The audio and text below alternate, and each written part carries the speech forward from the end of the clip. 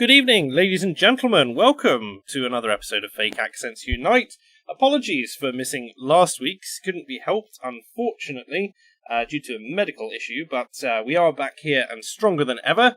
I'm joined, as always, by the most effervescent of ministerial staff, the Britisher. Good evening, sir. Good evening. This is a much too high energy opening for me. I'm somewhat taken aback. Why does every single person complain about the youthful exuberance, the pure passion that I have for this show, and when wanting to bring the best experience to the audience? I just, why can't you join me with a bit of fervour, Britisher? Yes, yeah. How shall we say? You reminded me there in your opening, just a bit of one of those balls. Are you familiar with with a pinball machine, an old-fashioned pinball machine? Certainly am. Once in a while, you can get one of those situations where the ball kind of just pings back and forth at the top between those sort of springs, and it just goes crazy for a while. You can barely keep track of it. Yes, and it that was you in this kind of opening. noise. It's with me with every opening, man. You know what it's like. As you may have heard, a little bit of a murmur from there. We are also joined by Tailed Feature. Good evening, sir. Are you also similarly a depressed, down in the dumps like the Britisher? Absolutely not. I am filled with vim and vigour and ready to go. I understand you've been critiquing trans people today. Kind of, but not really at the same time. I mean, it was more a trans person discussing an article, and so I discussed the article as well, and then and you were like, why reading of the article? Why much ado about nothing, trans woman? Yes, I think that was the general gist. We are also joined by Callum, who is the secretary to Sargon the Cad this evening, but he is just grabbing... I'm back. He is back, having gone on a quest for water. How are you doing this evening, sir? Good, just back from the desert, so well. I've now got this mental image of his having to fight his way through a sandstorm to get to the nearest oasis. It's just the Sahara is savage this time of year. This heat wave feels like it. That's all I'm saying. Tell you, the Wi-Fi is pretty good. Soundtrack of Lawrence of Arabia playing in the background at full volume. Yes. I've spent most of my afternoon in the sun. I take it you've been hard at work though. Is Carl keeping you busy at the moment, Karen? Yeah, we're doing. Well, I'm trying to do a lot of research for another video as well. But this Cummings stuff has been fucking hilarious to watch. Like just the absolute embarrassment of the media with that press conference. God. It's just, oh my God, man. it's insufferable at this point. This does take us naturally into the first topic of the evening, as the title of this stream, which might suggest, Comings and Goings edition. There weren't very many goings. I mean, he did his goings twice, wasn't it? To send his kids off to the parents and back again. This sounds horrendous. He did his goings. That I mean, he didn't leave very his euphemistic. He did his goings. He left his leavings. Cumgate, Cummings Gate. It sounds horrendous. Cumgate was trending on Twitter earlier. After the press conference, it's now cum sack. Oh, for goodness sake. It's a really strange kind of hysteria because everyone seems to have gone a bit kind of cabin fever mad over this entire issue. You've got the Tories who are tired and exasperated, and people not taking their own agency with regards to the guidelines and treating them in the manner in which they're intended. You've got the media watchdogs who are pouncing on the opportunity to lambast a member of, an aide to the Prime Minister. I almost called him cabinet then, but an aide to the Prime Minister, to lambast him, to spear him, that he may be the sacrificial lamb of the day to the media gods. You've got the lefties and the Labourites on Twitter going, look at this hypocrisy, it's one rule for thee and another for me, whilst at the same time we know that the statistics from the statistics coming out from the general population are that most people if when they can get away with it, are breaking this lockdown anyway. And including those lot. It's not a partisan issue. And then and also the people on the left don't seem to understand that you can drive quite easily more than 520 miles without stopping for fuel. Indeed. Not to mention especially in his car, like he's got a Range Rover Discovery. Like it is a car built for distance. Well, you have to remember, anyone living in London can't afford a car, so they have no idea what it is. It's true. Well, like Femi, you mean? Yeah. He's probably got an electric car, to be honest. So yeah, you wouldn't get 520 miles in that. I mean, would you call a Segway an electric car, really? Imagine him coming at you on a Segway. Yeah, wearing his armbands, his knee guards, and his little helmet. That tangent aside, and then you've also got the kind of the right wing media commentators as well, who are kind of getting more behind this. It feels to me, guys, as like a kind of tipping point with regards to the lockdown itself, because we know that the incidences of the coronavirus, even with the increased testing, are falling now more and more rapidly, and more, like where I am. Most people have stopped following the coverage, right? If they're not particularly political, they're just getting on with things. They're a bit exasperated, they're tired, frustrated. And then, so today we're going outside, and one of the more, I don't want to call them a hypochondriac, but basically, they were like, should I go out without my face mask because we're going to go down to the park for a little jog, and what we're going to do? And then I said to her, like, do you know what the average number of cases in London was this week? She said, no. And I said, it's 24 cases a day across, nearly 3 million people. It's really minuscule at this point. And you've really got to be asking that question, which is, even if Dominic Cummings is not obeying the letter of the guidelines to the exact point, what possible harm could he have done? And also, what is the actual risk from him to anyone else, in general? This is the question I don't see the media or the Twitter artsy or, anyone else particularly asking. I noticed Tom Harwood has been particularly verbose on this issue, but no one's really mentioning effectively the reason the lockdown was put in place, the risk to other people. Any comments, fellas? I mean, it's definitely true what you say about people ignoring it. I mean, I was unlucky enough to wake up at 5 a.m. this morning, so I thought, screw it, I'll watch Good Morning Britain, because I wanted to see Piers Morgan's meltdown, but apparently he's not hosting it at the moment because he can't come in, which, god damn it, but well. So the new hosts were, like, every 5 seconds, there was a little tut about, well, you must follow the rules unless you're a certain person in government, huh? Like these little underhide jokes. And then they decided to show like pictures of people out and about. And they just went from picture to picture, and it was like the beach scenes, and people are just ignoring this crap. Like no one cares anymore. And I'm not saying they should ignore it. Like I'm still distancing with people, but it's definitely the case that people have. It's like coronavirus has become the background stuff you worry about, like every other background thing you worry about. Sorry. The thing is people saying, "Oh, it's Mr. Cummings, it's one rule for you and one rule for the rest of us." And that's coming from the press, while they are completely hoarding, hordes of them, descending on his house altogether. So they're being slightly hypocritical there.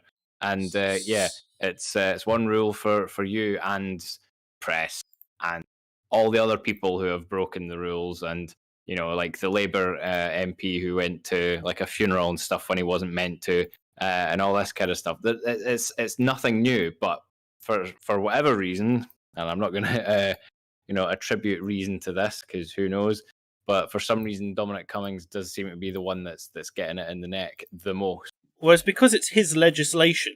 That's the thing. It's the idea is that he actually break any law. No, but then they've never been laws, have they? It's been guidance. He might be. I don't buy this. Sorry, say again. I don't buy this. Because you had the guy who, the architect of the lockdown, who broke it to go have sex? Neil Ferguson. Yeah. Yeah. So it's like Carl was pointing out that there's a difference in the tone of this. How much they're going after the guy. Yeah, it's And really it's because of Brexit, surely. I think one part of it is Brexit. They wanted him for a long time, but also I think another part of it is there has been precedent set. So remember the Scottish health minister travelled to see her. Went to her second home like 3 or 4 times. Yeah, that was just for a little jolly, wasn't it? Yeah, and so she got she was forced to resign in an effect. And then you've also got, as you say, like the Labourites are doing it, and whilst they haven't been forced to resign, like they've faced internal, like I've seen scrutiny of them from their own particular factions, but the media hasn't jumped on it in the same way. So the precedent is that, like, if you break this thing, you have to resign, which is in and of itself. I critiqued the Scottish health minister stepping down because I thought it was ludicrous. It's like, is she less competent because she did it? It's like, it's a purely political decision at a time at which all of the politicians are saying we shouldn't be political about this. I'm not sure she was a minister. Wasn't she also just a medical or scientific advisor? Yeah, she was. Yeah, she wasn't a minister. Okay. But again, this is somebody who was actually, part and parcel of Nicola Sturgeon's briefings, in which he was putting out the message that everybody ought to stay at home. So yeah, the very person who was talking to camera, telling everybody you must stay at home, it was then found out was herself not staying at home. So yeah. I think what makes the difference here, and yes, I mean, obviously we know Cummings is very unpopular with certain parts of the media. I mean, we know that for certain. But I think what makes the difference here is the other two were effectively caught red-handed and just went, okay, I'm going.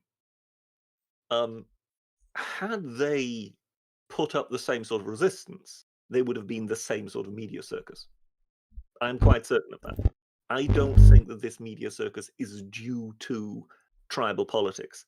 I'm quite convinced anybody in this sort of prominent position regarding something that affects everybody's lives at a time when everybody is in lockdown, so everybody has ample time to focus on this, you cannot tell me this would not be a massive story.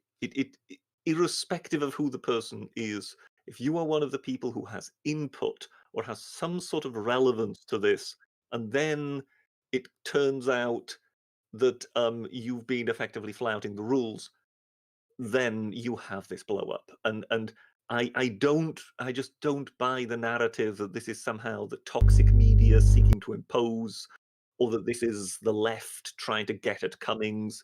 I mean, obviously, the left is trying to get at Cummings because they would use every opportunity to get it. In the same way that if, say, this were Keir Starmer, you would have the right-wing media baying for blood immediately. So the question is not so much, what is the media that hates the man anyway saying? The question is, what is the other media saying? If, for example, I found it was significant that the Daily Mail came out with a headline, what planet are they on?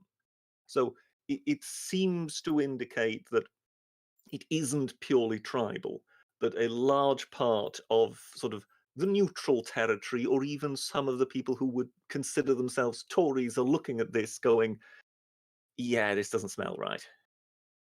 Yeah, but then when you've got, basically folk are gunning at him from all sides. But I mean, immediately after the press conference, and then you had the questions from the reporters, and they were all asking basically the same thing.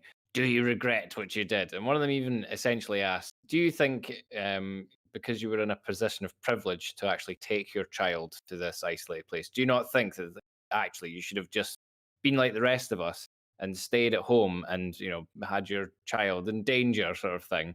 And then immediately after the press conference finished, I was watching it on Sky, and Adam Bolton just said, well, there we go. That's basically admitting that he did all these wrong things, and there we go. We can just string him up now. I thought, what the hell? I think it's the same phenomenon we tend to see with the leader of the opposition at Prime Minister's Question Time. That the follow-up question to the question to the Prime Minister is already pre-scripted, irrespective of what the Prime Minister actually answers. I don't know if you saw that. Was it last week the Keir Starmer actually came a cropper because he was insisting to be told what Boris Johnson had in fact just told him, because the question was pre-scripted irrespective of what's coming. So my feeling is the reason that the press came off so badly, and they really didn't look good from what I hear. I missed most of it, but they didn't look good from what I hear in the actual questions they put to him. No, not only with the questions, because they had everything pre-scripted, and they weren't actually referring to anything that was relevant to what he had just told them. Well, they kind of were. They were basically asking him to. I think there was one reporter actually asked a couple of reasonable questions, but most of them just asked him to, what about this within your statement that he'd already covered. But the questions seemed to be very scripted, specifically so that they could get some kind of soundbite from him. Particularly when they open with "Do you regret?" or it's that sort of it's a leading question. It's also a question which is frowned upon in every single interviewing technique, but one which it's like weasel words, isn't it? Yeah, the current but there's also different ways in which they do it as well. You can always tell in these sorts of things which media companies are slightly more biased towards whoever it is they're interviewing, because they ask two questions at the same time. It's a technique which was developed around Tony Blair's era. I believe it's his spin office who asked for it. And basically it means that you're asked two questions, and then you can effectively select whichever one that you can waffle on meaninglessly the longest for, and then be like, oh, I'm sorry, we don't have time for the other one, or just give a kind of half-hearted answer for the other one. Well, did you see Boris's press conference immediately afterwards? Yes, I did. I managed to catch that one live. There's like a beautiful bit. So I think it's the BBC journalist asked something first about Cummings, and then the ITV one. And the ITV one, he did that sort of thing. And Boris just kind of waffled on about how you've been interrogating him. You've got your own autobiography of what happened there. Yes, I noticed. They cut off his mic, so you could see the ITV guy still talking, and none of the audio was coming through. And right at the end, he just puts up his arm and is like, "Fuck this." But it's a thing of the government clearly had enough. Just Boris in particular had enough. I do think that's been a thing. It's been interesting to observe the attitude of the government across the entirety of the coronavirus pandemic, because of course you had the kind of herd immunity thing at the beginning. Then you had light guidance, maintain social distancing, don't leave the home if possible, don't expose yourself to at-risk populations. If you're in an at-risk population, isolate yourself and, have family and friends help you if you can, and that sort of thing. And then that transitions into full lockdown enforcement effectively across businesses. That's the big change I noticed, because it's they made it into, it wasn't a law, but it was an ordinance for the police to give them powers to effectively enforce the guidelines. But they offered so many caveats that it became broad that, of course, the police now are complaining about Cummings because, of course, the Cummings principle, as I've been terming it today, it's it doesn't matter what you're doing as long as you can make a viable excuse that you have made a reasoned and well thought through decision with regards to yours and others' health. You can effectively go wherever you want and do whatever you want, which, especially at a time of where everyone is looking at this now, who is still looking at it, because the number of people tuning into these briefings has gone down about 8-fold since the beginning, I noticed. Or more, right? So Boris's statement after Cummings, you'd think the whole Cummings thing was a big deal. The media's been making a big thing about it. It's been massive on Twitter. 200,000 people watched Boris's address live, as in that you could see the counter of how many people were watching live. Now, that's a lot of people, but it's not the 2.4 million people who tuned in at the beginning to every single daily briefing. And well, yes, but I mean, isn't that really just a natural thing? I mean, it's not really that they've been saying that much of significance in, say, the last 1 or 2 weeks. no. You get the daily figure. There will be a few questions. They've now even thrown in a few people who are Susan from Hemel Hempstead just to liven things up a bit rather than have the press. Yes. But as such, not that much news is coming. I think if they would once again, trail it heavily and say there is a major announcement coming from the Prime Minister regarding the lockdown, then I think they would have a very big audience again. Yeah, It's just by now I'm it's waiting just for the law become, change, a right? routine thing that isn't really of that much significance. Sorry, If he was Callum. going to announce that all of a sudden, I can go see my girlfriend, I tune in, I want to see that, right? But if it's just the average day-to-day stuff, like British has got a point there. I did want to correct one thing though you said earlier. So you're definitely right about the fact that if it was someone in high government, there'd still be a story about it. And Yeah. the way the press is going after it is somewhat to do with because it's Cummings. But you mentioned that the Daily Mail were out against him as well. And I don't know if you're aware, but the Daily Mail editor actually changed 2 years ago. Yes, I've been told that the editor have changed. Yes. Yeah, so I do wonder if that's also the case that it's not just you can say Daily Mail also disliked him, therefore that's a real Yeah, problem. I know what you mean. What I would say to that is Piers Morgan has been both the editor of the Mirror and of the Sun, and in neither case was it ever really said that the Sun or the Mirror suddenly swung dramatically one way or the other. So it's possible for you to be the editor of a newspaper and it not and to reflect the political view of the readership. Now, the Daily Mail is a solidly Tory newspaper. Now, people can say that this particular editor has views on Brexit or this and whatever, but he will know that his audience is a solidly Tory audience. And that's the point I'm making. That here is a newspaper that is solidly conservative. I mean, they're not going to suddenly turn into the Guardian. Here is a newspaper that is solidly conservative, who is nonetheless coming out saying, seriously?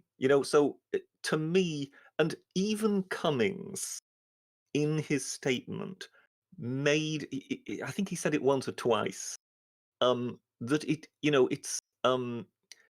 it's possible for reasonable people to disagree with him on this. So even he felt the need to kind of almost sort of concede that much to the very people he knew were technically on his side in most things, but on this simply disagreed with him. I think that the biggest issue, the biggest reason that the right-wing press have found it difficult to defend Cummings has to do with the fact that his wife's sister's family is much closer than his parents, and so it would have been easier to drop the kids with them than it would have been to drive 260 miles. So there were actually other relatives within the sort of south of England. Closer than 260 miles, certainly. Yeah. But that's the only thing I can really fault him on with regards to this. But at the same time, I come back to the reason that the guidelines were implemented in the first place, which is in order to reduce the spread of the virus. And I cannot see how, in any sane sense, like as I said, like before I kind of tangented, like I was outlining like the entire the development of the government's stance on this, which has always been with a kind of reticence to take these powers, despite what Peter Hitchens says, and also the kind of desire to offer these caveats, like for instance the you can leave if you've had an argument at home one, which was designed to help domestic violence survivors, for instance, and to kind of take this thing of like, here are the guidelines, act within the guidelines, but think about your actions. Like the whole impetus of enforcing the guidelines, giving the police powers to enforce guidelines, I feel like it was supposed to be more of a mental trick than it was supposed to be a physical lockdown. It's like this idea, the police have the power now to send you home if you're not social distancing, so we won't go out because there's, we don't want to risk the police chasing us off. It gives the police something to do when there's not much else going on. We'll get on to that particular avenue later, but I mean, that's true though. Like, I could get on a train and go see my girlfriend, but I don't do it because I think I might get stopped by the police. Yes, you don't want to have to. I still think you're perhaps being a little lenient on him here. Perhaps I am, but the thing I would point out is, he suspected that he had it, and his wife, he believed, had it. Mm-hmm. So this is effectively a disease-stricken household that then goes driving across the country. And what I said yesterday in the video is, if you see this in isolation, you can sort of say, it's only one car. How many people with the disease do you want to have traveling about at any given time? So there is some sense in saying, look, if you have this disease, stay at home. It depends. If you have this disease, travel to a hospital. If you have if you need to, if it's particularly bad, then it's also the manner of transportation. I have absolutely no issue with coronavirus people making journeys without stops to a place of safety or of isolation. I don't have an issue with that. I would have an issue if they were crowding the trains. I'd have an issue if they're out and about in public or waiting in the queues for shopping centres and that sort of thing, and for Asda and so on and so forth. But I don't have an issue with someone getting in their private vehicle, which is effectively a sealed unit. It's not perfect, but I mean, if you're thinking smart, you could always put on recirculated air for the duration of the journey, and minimising the amount of contact with the public in order to ensure the safety of your children, who you hope haven't got it, and then get yourself somewhere to self-isolate. I just don't see the issue with that with private vehicles. I think that is the essential breach of it, as far as I'm concerned. Yeah. Okay. But was it not in the guidelines that if you didn't think you'd be able to look after your children, you could travel to take them somewhere else? No. I don't think that envisaged travelling to the other side of England. 260 miles seems like a bit of a stretch. I will certainly give that. Yes. I mean, why not though? Like, I don't have any family around where I am. If I had to go, let's say I had a kid and I wanted to drop it off with some family members, I'd have to travel halfway across the country as well. I mean, where do you just have to let your child die? That's it. Where do you draw the line? I mean, if that part of your family would live, rather than in the north of England, they would also be, say, in Northern Ireland, so there would also be a bit of sea between it, or the Isle of Man, or the Channel Islands. I mean, where do you, where does it actually end? I mean, 260 miles is clearly not what had been intended. What they clearly had intended with this is, look, if you have family in town or within reasonable distance, clearly you can arrange something. I mean, wasn't there that lady that made this statement, that is oft quoted in his defense, but she actually said, well, if you then do need something, that is perhaps time to get in touch with the county council hub, because that's how she finished, which funnily enough everybody seems to forget. Yeah. So yeah, but he could get to be the intention, try and keep this local. I understand, but he was, he had a car that could do that distance in one tank. He had the tank. Well, why not do it? Because he could have broken down. Well, then what's your limiting here? Because if you're saying, well, if it's okay if it's 30 miles, well, you could break down in 30 miles. Well, you don't think that 260 miles is perhaps they're a bit somewhat bigger, different odds? I'm not saying it's not, but I don't. If you so what I mean is, don't stretch it. It seemed to be fairly obvious to me that it was intended to be local, and I think that's how everybody saw it. I think this is a somewhat dramatic reinterpretation of things by saying, oh, well, no, it could be anywhere in the country. If you live in Brighton and you have relatives in Aberdeen, no problem. I don't think for one moment that was ever intended.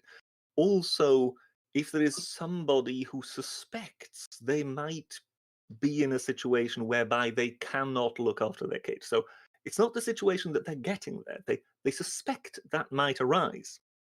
Then remember, this would apply to every single parent around the country. I really don't think that this kind of interpretation was ever intended for this. I'm not saying it was intended. I'm just saying, looking at his reasoning, he was able to do it. So then, you run through all the steps of his thinking. Well, I could get ill. My missus is already ill. I could travel and hand it off to these young people who have said they'll already take the kid. Well, it seems perfectly reasonable. Like if I was in his position and I ran through that thinking, it seems perfectly straightforward to me. Well, okay, drive up there, drop off the kid. I just don't think so. Not after you've been part of a government that's just locked down the country. All right, gentlemen. I don't think we're gonna Yeah. gonna shift opinion Don't worry on about it. this particularly. But yes. You do realize I'm going to get the same thing all over again tomorrow with Academic Agent. Oh, I hope so. I know how much you love being grilled twice on this particular issue. Whilst we may disagree, it's always, at least you can guarantee that you get a civil hearing on this show, Yes, right? I mean, I've already told Academic Agent on Twitter, you What? do realize that, we will remain in exactly the same position. Or everything we think, we have already yelled at each other on Twitter. There's nothing really to add. I'm gonna run through the super chats for this section because Hikari Manikaniko has finished off with the point that I wanted to end this story on as well. So Sitskoen says, late again, as always, 201 seconds. Thank you, Sitskoen. Always a pleasure. He's our resident bean counter, effectively, and keeps track of... I'm most disappointed that there weren't any astronomical references in that. No. So it's going, you're letting the side down here. And he didn't even mention the last week's missing as well. Just terrible. I mean, I'm willing to forgive him that because he did send it over 2 super chats.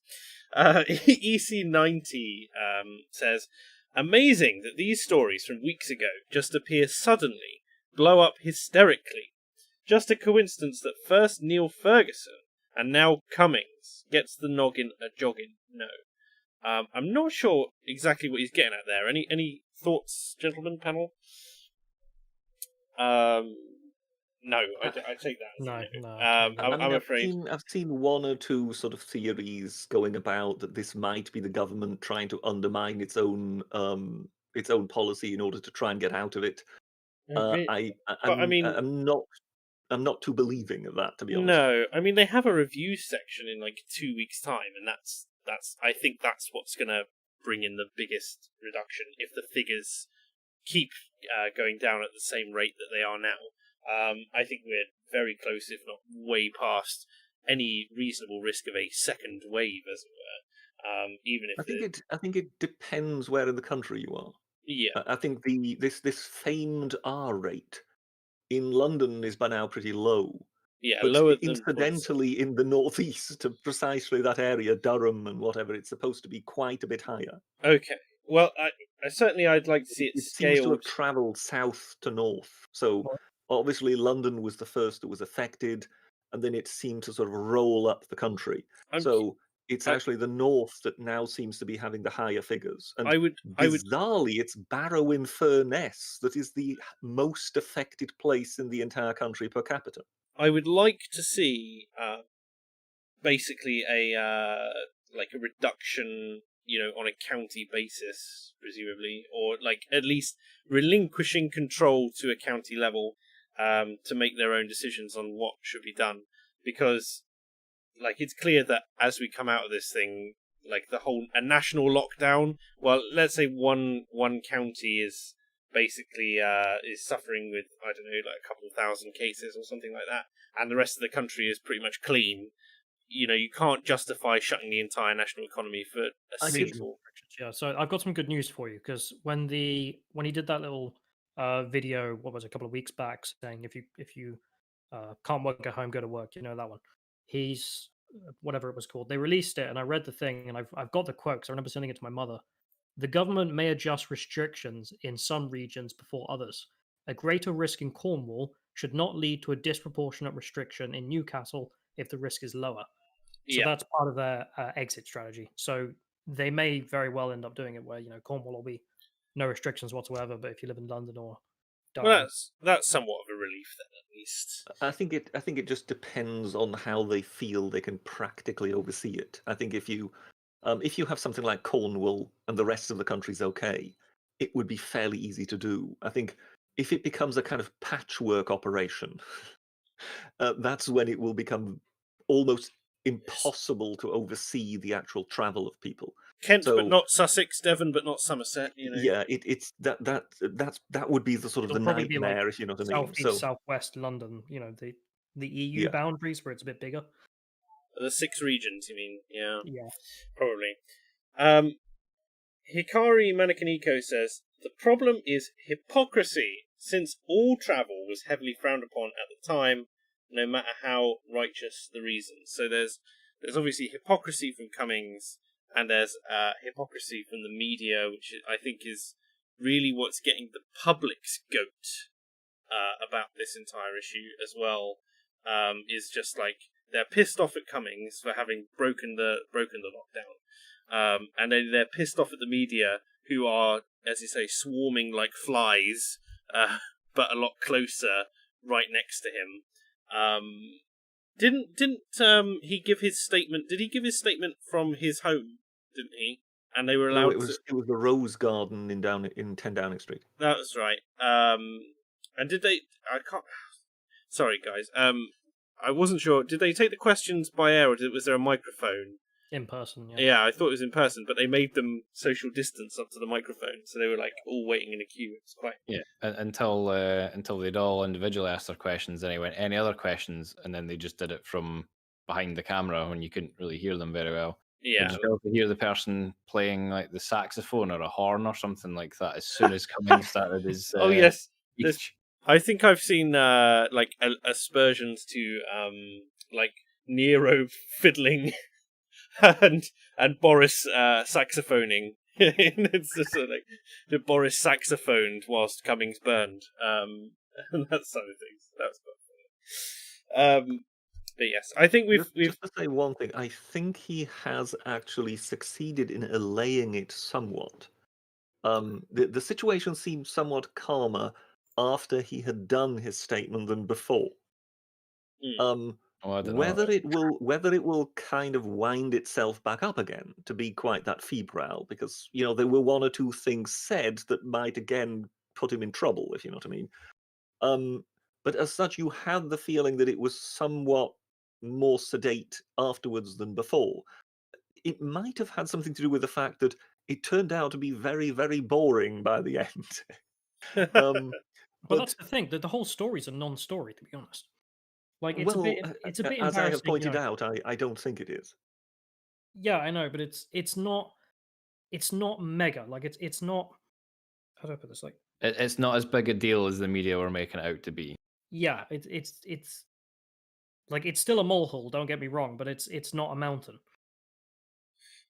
Yeah. Well, I mean, it's a story that affects everybody in the country regarding the issue at stake. So the public interest was definitely there, and you have pretty much a captive audience that is basically staying at home watching television. So I mean, you say that. Yeah. I think, but it's amazing how many people I see out and about these days, like compared to just 2 weeks ago. But I don't want us to go round back again in circles. Can I just point out yes? just one thing? Apparently, TripAdvisor has been inundated with pretend reviews from Dominic Cummings around Barnard Castle. Visited Cornwall, was great today. Yeah. That's amazing. Next up, Scotland. I love a good troll like that. That's pretty funny. I'm gonna write that's how you know it's funny if I say it's funny. Another thing that I've noticed, Farage got some flack earlier in the week for going out on a fishing vessel, wasn't it, to go yell at migrants, until it turned out that a French naval ship was escorting the dinghy full of illegal immigrants over to the border in the sea, at which point the UK Coast Guard came over, picked up the dinghy and guided it into port. So he's been caught doing journalism. Yes, he's been caught doing his journalism. You know, a lot of people going, huh, he's considered an essential worker, because journalists are considered essential workers, and yet they don't like the kind of journalism that he's doing. But you wonder as well, like, how long this has been going on for. I've seen a lot of very angry videos from fishermen who've been doing it, and of course they corroborated this all not just with live video, but with the naval maps, which you can use to track the comings and goings of vessels, and you can see it come out of port, go straight up to the thing, and then come straight back again. And so it's exactly the same as the Mediterranean, where they were showing like NGOs picking them up. Yeah, and guiding them in. Have they themselves made any statement, the Coast Guard or the French? No, not as far as I'm aware. It's a very frustrating issue as well. Like, just for a start, it's just rude. This is the biggest thing. Like, it's it's so British. Like, it's very British. It's not on. It's not on. The bloody French, right, have the audacity to come and say, like, drag. There is no war in France. So first of all, like, why are they not going to France? Send them back. And Paris. Paris. I mean, yes, there's riots going on. Maybe we should give them a war. But maybe we should. But it's also I am appalled and frankly just quite frustrated with the very shitty response, for lack of a better term, of our own Coast Guard. Like, now I get the fact that the French Coast Guard have weapons on their ships and we don't. But it's just the case that are our borders so soft that we cannot just say, what are you doing? Go away. What do you expect them to the do? The Coast Guard are meant to save people, so technically they're saving them from a plight of staying in France. Not the cheese! Not the cheese! But what are you expecting the Coast Guard to do here? What are you actually angry at? I'm Fire frustrated. At the French Navy. I'm frustrated that effectively the Coast Guard, one of the first lines of defence, the border force for the UK, is allowing this to happen. Just instead of sending that back and saying, "Why are you bringing this unregistered vessel this way?" I'm frustrated that we can't enforce the border. Like, France are our allies in NATO and currently in the EU. But I don't know why, as in, all that prompts is a polite letter saying cease and desist. If you try it again, you'll meet the Navy. It's as simple as that. That clip he's got of the handover, for example, you'd like the Coast Guard to go up and be like, actually, no, you escorted him here, take him back. Yeah, it's like, why are you bringing this? It's illegal migration. I would just love to know, what the course of these things was. When did the French actually begin to escort them and whatever? Because, I mean, I could well imagine that the French are playing silly buggers a bit, because obviously they see this as a convenient way of getting rid of migrants, who are otherwise camped in and around Calais or Dunkirk or something. So, one could well see them bending the rules whichever way in order to suit themselves. Like Dominic Cummings. Sorry? Like Dominic Cummings.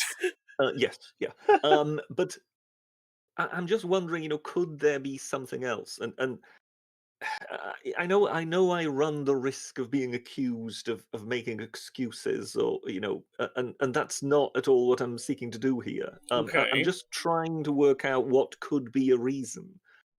So, aren't there currents, for example, in the channel? So is it possible? I don't know how strong one of those dinghy motors is, if you know what I mean. But my point, So is it possible that the two sides have effectively agreed with each other, even though it's not official? You know, if one of these boats is beyond a certain point, then it's too tricky to get it back, so you take it. I don't know. My understanding is it's because it's British to French waters, so there is a border there where the French say, "Okay, no, it's in British waters now. Your problem." No. I mean, I fully understand. You know, the Brits Yes, you're can't saying, really is there- take it back to the French coast or anything like that. You're saying, is it a gentleman's agreement that because this boat has managed to get halfway across the channel, we're going to at least make sure they don't die? Because the water, you know, because there is a current a certain way, or at a given time, the tide drags things that way or this way. I don't know. I'm guessing That's here. not the problem, because the French were literally sat next to the dinghy. You know, they could have taken the guys off the dinghy on the French boat and back to the base. But It also it's largely. I haven't seen the pictures. This is the problem. okay. Let me get Thanks, Callum.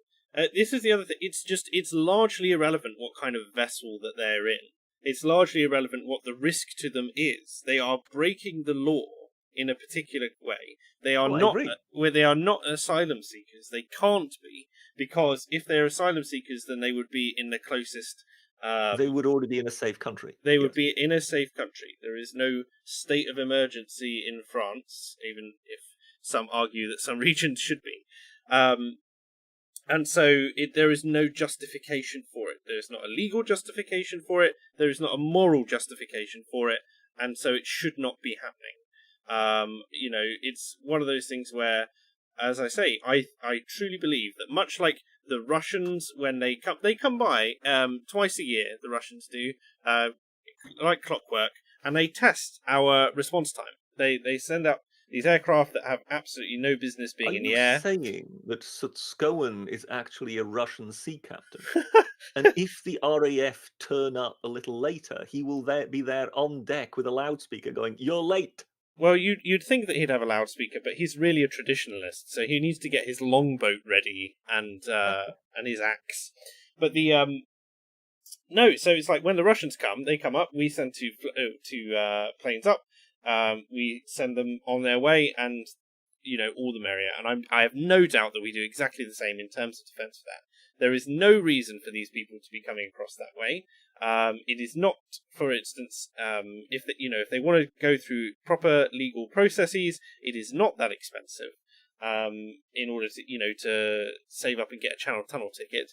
Escaping poverty is not a reason to migrate across the Channel, and you should not be allowed to do it. But they're not trying to escape France. I mean, give them some credit. No, I don't I don't care. I don't care how bad France is. They are not our citizens. No, they are not our. I fully understand. It's all the context in that regard. I'm just wondering whether there is something to this whole thing, because it sounds so strange. The thing that galls me about it is the lack of backbone by the British, more than the the gall of the French to try it on, because the French will always try it on. I mean, we see it all the time with the fisheries anyway. What do we call the Cod Wars and stuff like that? And the French constantly bitching at the moment about the fact that their rights to our fishing waters are going to go away. And it's just that they don't have a right to our fishing waters in the same way they don't have a right to dump their refuse, their human refuse, in our backwater, in our back garden, and expect us to pick up the bill for it. They have accepted these people into their country, either because they have allowed them to come in, or because their border defences are lacking themselves, and they are their problem, and we are not their solution. It's frankly ridiculous. I want to see a firm statement both from our government. I want to see the Royal Navy be actually utilised for its actual job, which is to patrol that channel, and also to the sinking of French vessels. And the sinking of French vessels, exactly. And if that's what it would take, it's like we are allies, but you do not have permission. You know, again, I come obviously from Air Force background. When we had, I was working up at Coningsby. We had a Belgian aircraft came in, It didn't have clearance. It had no papers. We had no record of why it was coming in. We managed to get someone on the phone who explained that it had been a cock-up. And he came down and he sat in his plane because he's not allowed to step onto British soil without clearance and without his papers, which he had not brought either.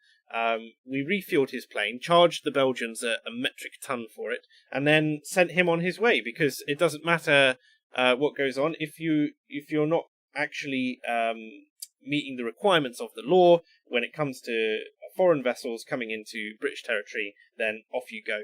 I'm sorry, it doesn't matter how important it is, pretty much, unless it's a declaration of war.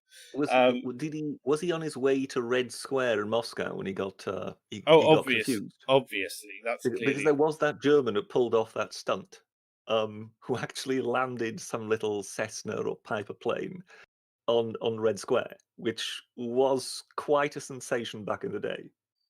I don't know. I've not seen that. Have you not heard about this? No, I've not. That's I think news this to me. was sort of towards the Cold War coming to an end. So this was when the Soviets were still, strictly speaking, pointing nuclear missiles at us. At least this is. I might be misremembering, but that's what I believe. And he somehow, unwittingly, seemed to avoid all their radar and landed in Red Square.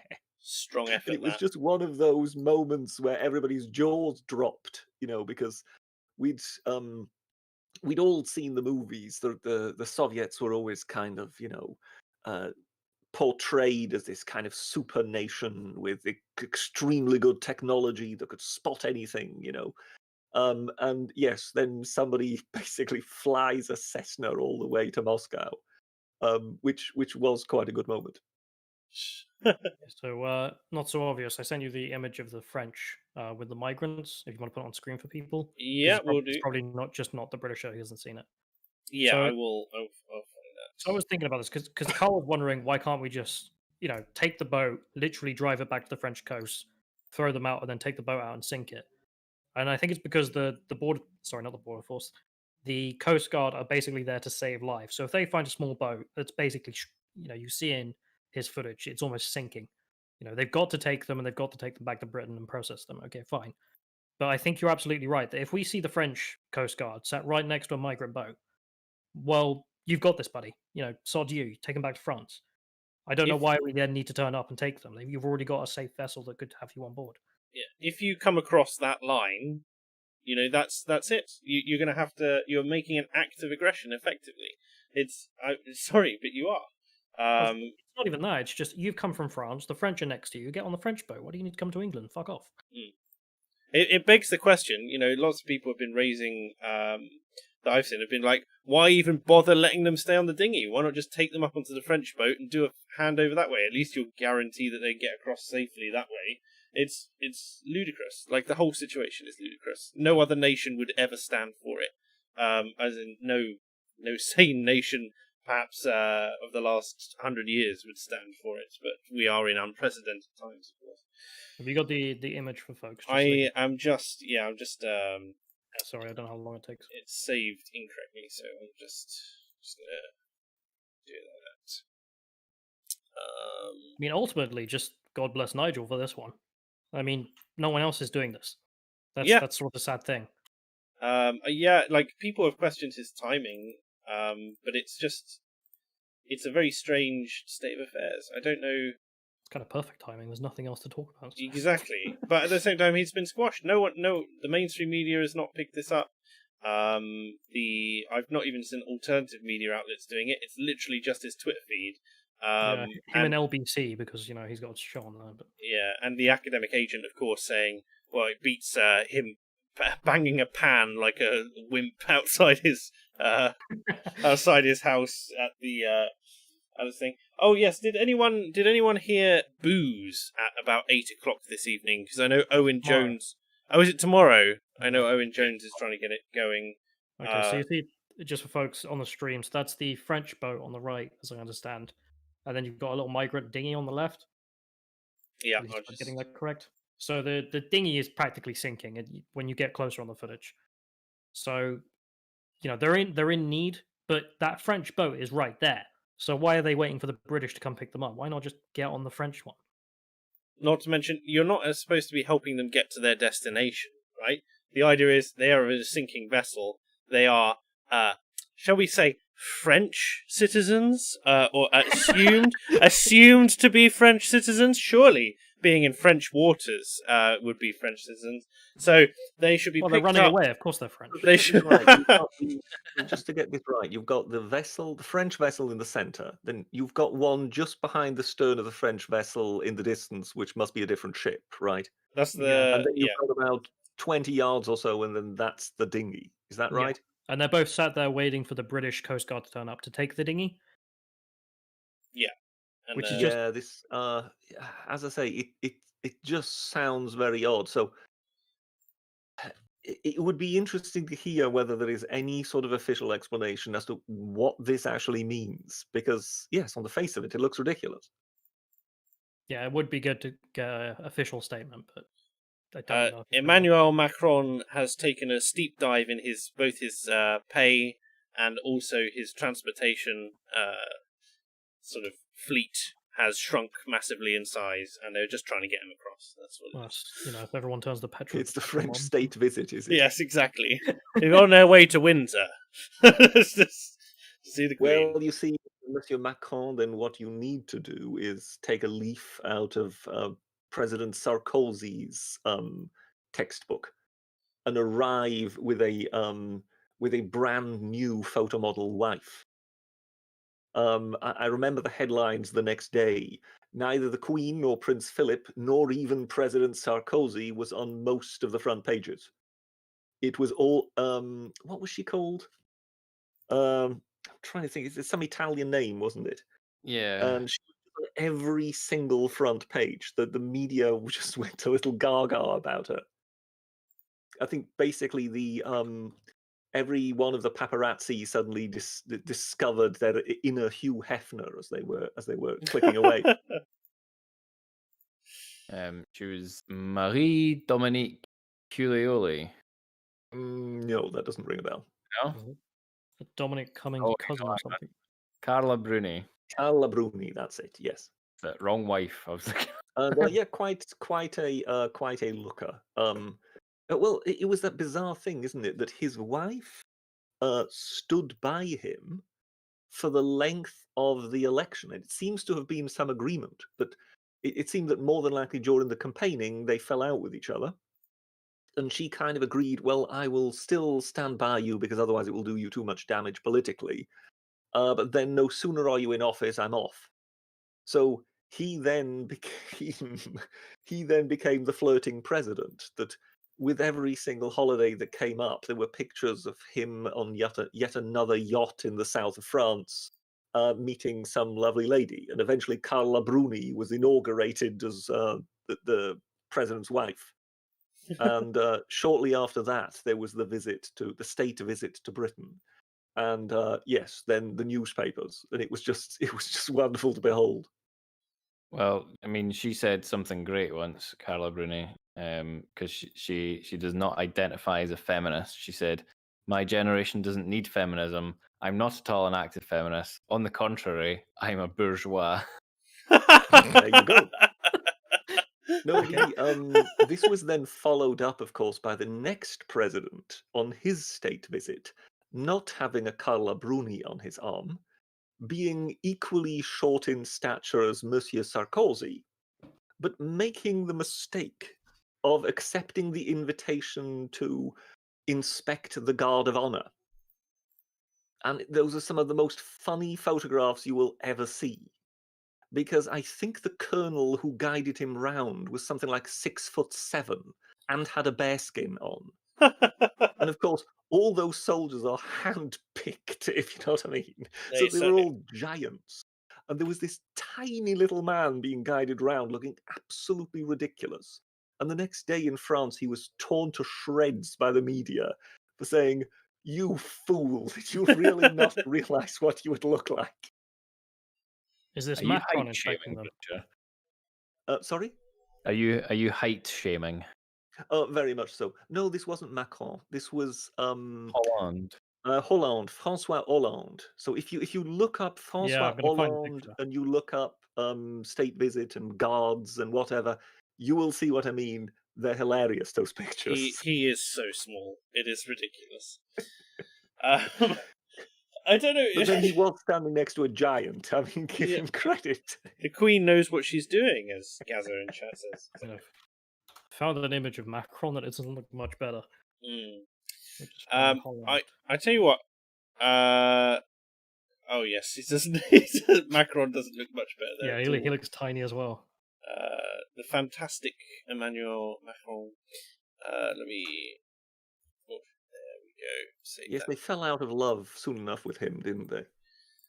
I mean, he deserved everything that he got, and does get still. Although I noticed that people are complaining that Macron is now like apparently his swift motions during coronavirus have ingratiated him with the public again. But I don't know about that. Here's a picture of him there going alongside. Yeah, I found the picture. They both look the same though. They both look fucking tiny. We'll put them both up, and I'll put there them you go, both up on the stream. Cheers. Yeah. Oh my god. Yes. I mean, I'm not a tall guy, so I can't really say much, but yeah, that does look a bit silly.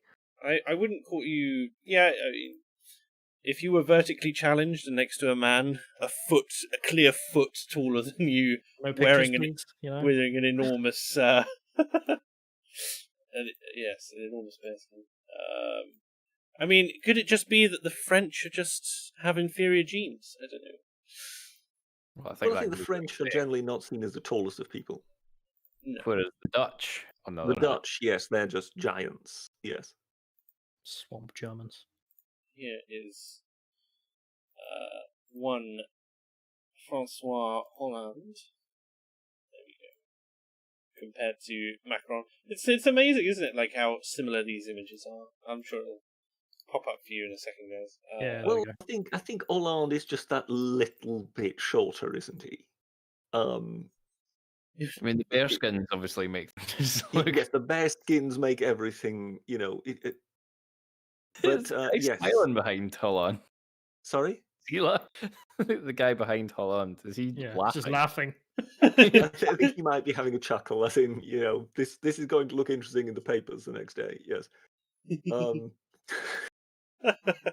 But yes, he was lambasted the next day in the French media, as in, what were you thinking?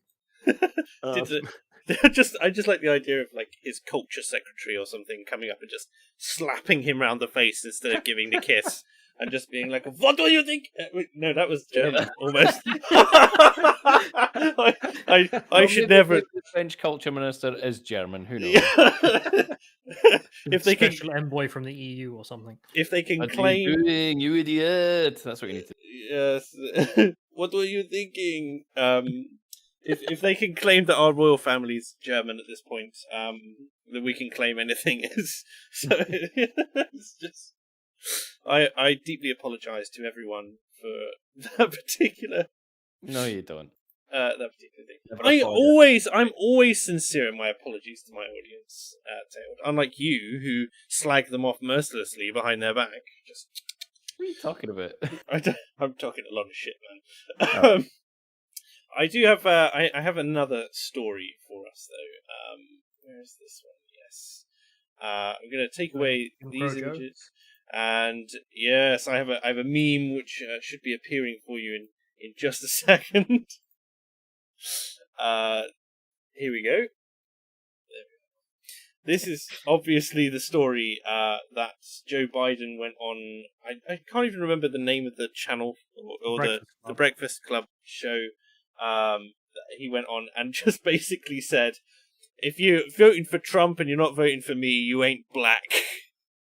It's he got a bit carried away there, didn't he? He did. Like, the whole interview is fucking cringe to watch.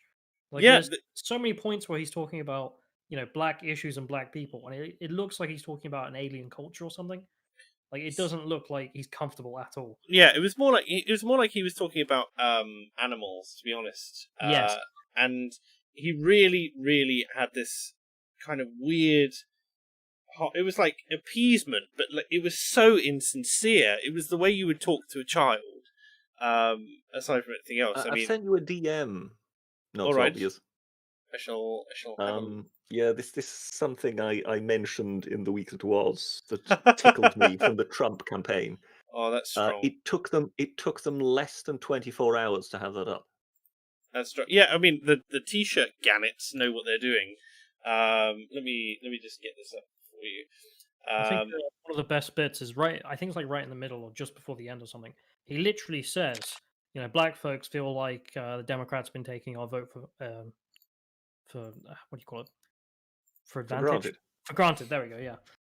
And then he says the whole, if you don't vote for me, you're not black. And it's like, you couldn't get a more not satisfying interview than that. Yeah. You're literally saying to him, you guys don't take us seriously. And he's like, yeah, well, fuck you. Was this the same interview that he said we're going to defeat Joe Biden? No, that was earlier, yeah, in the year. Although it was funny when Trump said, "I completely agree with the statements made by my colleague Joe Biden," when he said we're going to defeat Joe Biden. You in black shirts. Yeah, you ain't black, Joe Biden, and this is being run by the official Trump-Pence campaign. So it's not even like just some scab on the internet who's making money off it. It was less than a day it took them to have that up. Strong. I mean, there was also the start of the interview is where they ask him, people have been asking about your mental state. People don't think you have it all up there, and his response was just to say, "Yeah, well, Trump is dumb as well." Okay.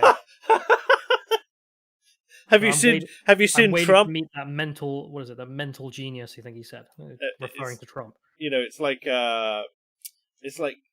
it reminds me so much of South Park, giant douche versus a turd sandwich. When they ask the turd sandwich a question, and he just goes, "Well, if you ask that same question to the giant douche over there, have I mentioned he's a giant douche? Then he wouldn't actually answer the question. He'd just, I don't know, point out that his opponent be unable to answer the question, and then just keep waffling for time until the buzzer and then they move on." It's like, are you stupid, Joe? I might be stupid, but he's stupider. He's also stupid. He's also stupid. Hey, got you there. We're all stupid here, aren't we, friends? We're all stupid. You're sort of turning to the voters and going, "Fuck you! You're gonna get someone stupid either way." So don't complain about me being stupid. You gotta choice between my stupid and that stupid, and my stupid at least isn't racist. Unless you don't vote for me, then you aren't black. It's just. I'll send you one of the memes that's fucking good about this. Oh, just at this point, I've kind of given up kind of following the American electoral kind of scene, because it is just so. He's winning in the polls, though. That's what. What Biden is? Yeah, he's not. I haven't seen any state polling, but I've seen the national polling because I think that's all they're doing at the moment. Okay. And he's leading by either 5 to 10 points, depending on the poll. Are we gonna get a nasty surprise come this year? I don't know. I mean, this polling might be completely fucked, like a lot of polling is. But if it's accurate, then wow. Yeah. Wow. Maybe just boomers really are the. Last I heard, in Pennsylvania, Trump was leading. So it kind of depends on how they're doing in certain key states, given that how the state voting system works. So the average across all the battleground states, so that's Wisconsin, Florida, Michigan, Pennsylvania, North Carolina, Arizona, and Minnesota, is Trump 42.9, Biden 48.4. So he has a 5.5 point lead on that one, and mainly, Biden's been ahead the entire time since December, apparently. Although Biden's been falling in general, and Trump has been rising, sort of more towards an impasse. But Trump has had a steep decline ever since, sort of in the last. Yeah, I think it's coronavirus and lockdown, isn't it? Well, it's screen of it just so the audience can see what you're looking at. Otherwise, it's. Oh yeah, cheers. Yeah. So it's a weird. I don't think he can win. I genuinely don't think he can win. But I know that's what Hillary Everyone said about supporters Trump. were saying. Yeah. But at the same time, I look at it and I just go, how can he win?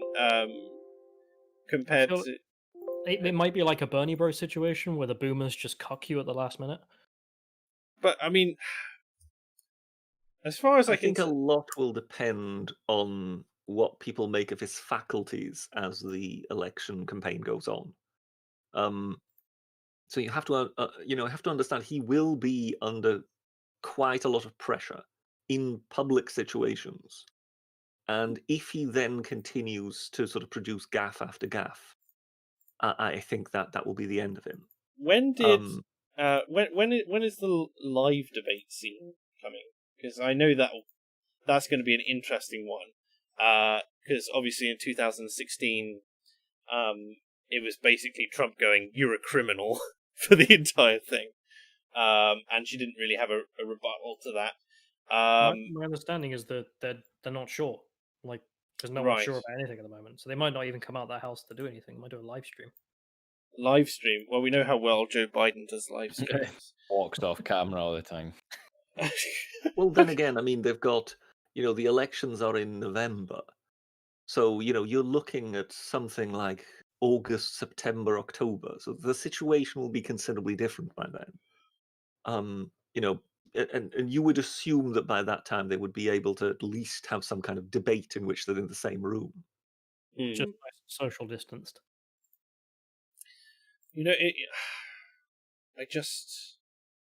I don't see how they can let Joe Biden. But at the same time, I don't know how people elected George W. Bush. I kind of understand just how bad, Hillary's own PR was. One of the dynamics one has to remember is that Donald Trump was actually very unpopular when he won. It was just that he was standing against a candidate who was even more unpopular than him. With Biden, he isn't as toxic as Hillary Clinton. But I mean, at the same time, as far as I'm concerned, Biden, I mean, for it to really function for him, it's 10, 15 years too late. Not to mention, one can tell that he's just become too old. Not to mention, he's a scandal machine. I mean, he's being accused at the moment of, is it rape or is it just sexual assault? It's sexual assault 30 years ago. 30 years ago. Yeah. Which, I appreciate that there's a time lag on it, and it should have been dealt with at the time. But at the same time, it's also one of those things where it's so concrete against him in terms of like the caliber of the witnesses in that particular case, and yet no one, like, that story lived and died within like 3 or 4 days, as far as I can tell. Believe all women is a right-wing trap. Yeah, that was the famous opinion piece of the New York Times. For goodness sake. That's the 180-degree reversal on a 1p piece. It's fantastic. Mark Holmes in chat says it's not the popular vote that's important, it's the electoral college system. I don't know enough. Yeah, of course, we just don't have the data for that. We only have the Yeah, data. but as I say, when you say that in the battleground states, Biden on average is 5 points ahead, that is serious for Trump. But again, always remember the incumbent always gains towards actual election day. I mean, you just need to look at this graph. I mean, at the time prior to coronavirus, I would have said it was an absolute nailed down certainty that Donald Trump would win. Because if you're on such an economy, you just can't lose. At the same time, yes, the candidate he's facing is weak. The joker in the pack now is coronavirus, it's the lockdown, it's mass unemployment. Even though people will not necessarily blame him as the president because they will kind of see, well, the rest of the world went on lockdown also. But how exactly does that play out in the run-up to the vote? And given that this is without precedent, well, we can't really know. Have I silenced everything? I don't like not knowing, Britisher. I think that's that's the impetus there. I mean, in my mind, with his mental breakdown, they could organize one of these debates and just right in the middle, Biden fucking loses it, starts. Yeah, I don't know. I mean, that well, yes, maybe he doubles down on the black people comment. I don't know. There's a couple of. If in one of those debates, if in some high-profile public moment, Biden comes completely apart and starts waffling, and we deserve 9/11. It doesn't remember we the people anymore or anything like that. It's those are the moments that will sink him. I think we know that they are working hard to protect him. The thing which Biden is counting on, which you've pointed out in the past, Britisher, is the strength of his cabinet. Effectively, the team of people around him. Mm-hmm. Then you've also got this idea that as much as people may think that Joe is an imbecile or has dementia and is past it and so on, I think if Trump takes the same tact that he took with Hillary in the live debates, which is where it's constant ad hominem attack, however justified, but with Biden, like, the obvious attack on him is not release your emails, it's like, you're an idiot, basically. And I think if Trump goes in for the you're an idiot play, then he may alienate people just because it's seen as kind of punching down, whereas right because the mentally ill, because exactly right, because Hillary is well known to be like this kind of political tour de force, right? Nothing seems to be able to break her, even the infidelity of her husband in office. You've just sort of put this mental image into my mind of, during the debates, both sides were keen to make sure that various women who are making rape allegations either against Donald Trump or against Bill Clinton were in the audience, staring daggers at the candidate while they were trying to speak. And I could just see at a Biden-Trump head-to-head, Neil Kinnock sitting in the audience in a T-shirt saying, "Biden, I want my speech back." I'm imagining, epic rap battles. They do a presidential rap battle with each other. Yeah, exactly. It's just this one's going to be who's a bigger rapist or something like that. Oh, that's what I can imagine them going for. Yeah, grab him by the pussy. At least I didn't get convicted or some shit. Rucka Ali makes a song about it, I'm sure. I love it. The stuff in chat. Sir Sniffs a lot. Biden mistook his sister for his wife on stage. It was hilarious. And this sort of thing. Biden, yeah, Jim Crow Joe. I don't know how he's going to survive it. I think people, even if they've suffered under the lockdown, must realize that the Democrats would have done yet more with a lockdown, in like, not in a positive way. So, and it certainly wouldn't be coming off at any time soon either. Whereas Trump has created jobs for people, and I don't think that they and it is implied that he is responsible for that. I know the economy was good anyway, and it was on the rise, right, Richard? But exactly. If you're on the rise, if you're on a rising economy, on a rising tide, you reap the rewards, and as you can see, I mean, the graph was going up and up and up and up. But it's not just the rising economy, but it's the rising economy and then incentivizing local jobs. So it's not just there have been an increase in jobs in the market. It's been an increase of jobs for Americans in the market, which is seen as very positive, obviously, for the Americans, as far as I can tell of it, not living over there. And I don't think they'll forget that, even if they've lost those same jobs due to the coronavirus and the lockdown. Do you know what I mean?